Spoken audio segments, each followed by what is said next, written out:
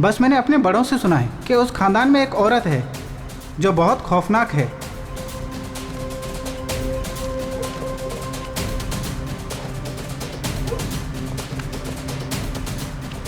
यहाँ तुम अकेले क्यों बैठी हो? इतनी रात को यहाँ पे? घर नहीं जाना तुम्हें? तुम्ही से क्या? हमने तो तुम्हारे लिए पूछा है, अकेली जो बैठी हो। जाओ यहाँ से।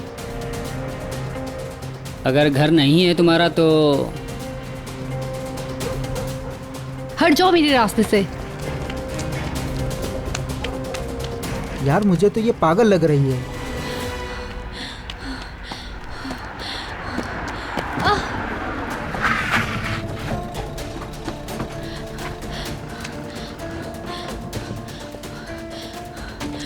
बेटी, तुम ठीक तो हो ना?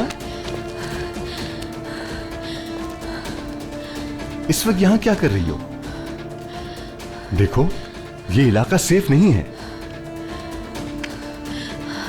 वो कुछ लड़के मुझे तंग कर रहे थे। वैसे भी मैं यहाँ से घर जा रही कहां थी। जा रही हो तुम? डरो मत, प्लीज रिलैक्स हो जाओ। तुम्हें नुकसान नहीं पहुंचाऊंगा। तुम्हारा नाम क्या है?